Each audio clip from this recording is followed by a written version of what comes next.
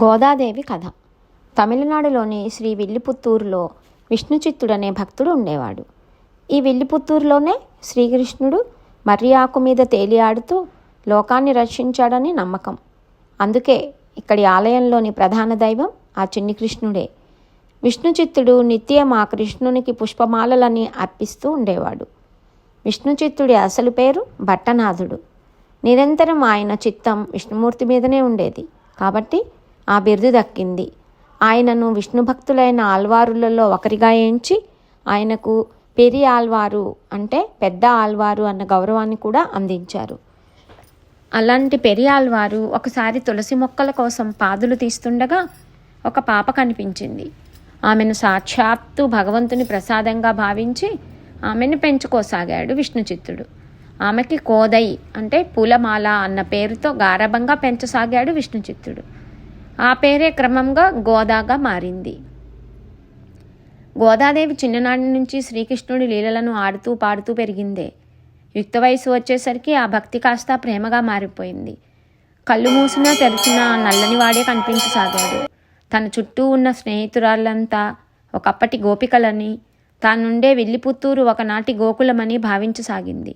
అంతేకాదు, తన తండ్రి విష్ణుచిత్తుడు రోజు భగవంతుని కోసం రూపొందించే మాలలను ముందు తనే ధరించి తనలో ఆ కృష్ణుని చూసుకొని మురిసిపోయేది. ఈ దృశ్యం ఒకరోజు విష్ణుచిత్తుని కంట పడనే పడింది.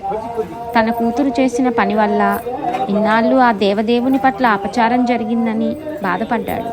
కానీ ఆ రోజు కృష్ణుడు అతనికి కలలో కనిపించి గోదాదేవి సాక్షాత్తు భూదేవి అవతారమేనని, ఆమె వేసుకున్న మాలలను ధరించటం వల్ల తనకు అపచారం కాదు కదా, ఆనందం కలుగుతుందని తెలియచేశాడు. ఇలాంటి సంఘటనలన్నీ గోదా మనసులో కృష్ణ ప్రేమను మరింతగా పెంచాయి. తనకు పెళ్ళంటూ జరిగితే ఆయనతోనే జరగాలని అనుకుంది. అందుకోసం ఒకప్పుడు గోపికలు చేసిన కాత్యాయని వ్రతాన్ని మొదలుపెట్టింది. ఈ వ్రతం చేయాలంటే ఆహారానికి అలంకారానికి సంబంధించిన చాలా కఠినమైన నియమాలను పాటించాల్సి ఉంటుంది.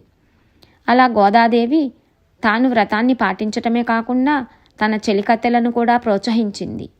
తన స్నేహితురాళ్లను మేలుకొల్పేందుకు, వారికి వ్రత విధానాలను తెలియజేసేందుకు, తనలో కృష్ణభక్తిని వెల్లడించేందుకు 30 పాసురాలను పాడింది. అవే ధనుర్మాసంలో ప్రతి వైష్ణవ భక్తుని ఇంట్లోనూ వినిపించే తిరుప్పావై. ఇలా సాగుతున్న గోదాదేవి ప్రేమకు ఆ కృష్ణుడు లొంగక తప్పలేదు. దాంతో ఆయన విష్ణుచిత్తునికి కలలో కనిపించి గోదాదేవిని శ్రీరంగానికి తీసుకురమ్మని, అక్కడ రంగనాథునిగా వెలిసిన తాను గోదాదేవిని వివాహం చేసుకుంటానని చెప్పాడు. శ్రీరంగంలోని ఆలయ అర్చకులకు కూడా ఈ విషయాన్ని తెలియచేశాడు. శ్రీకృష్ణుని ఆదేశాలను విన్న విష్ణుచిత్తుని సంతోషానికి అవధులు లేకుండా పోయాయి. వెంటనే గోదాదేవిని, విల్లిపుత్తూరులోని ప్రజలను తీసుకొని శ్రీరంగానికి బయలుదేరాడు. అక్కడ వారి రాక గురించి ముందే తెలిసిన అర్చకులు వారిని ఆలయంలోకి తీసుకువెళ్లారు. పెళ్లి కూతురిగా గర్భగుడిలోకి ప్రవేశించిన గోదాదేవి అందరూ చూస్తుండగానే ఆ శ్రీరంగనాథునిలో ఐక్యమైపోయింది. ఇదంతా మకర సంక్రాంతికి ముందు భోగి రోజు జరిగింది. అందుకే ప్రతి వైష్ణవాలయంలో భోగినాడు గోదాదేవికి విష్ణుమూర్తితో కళ్యాణం జరుపుతారు.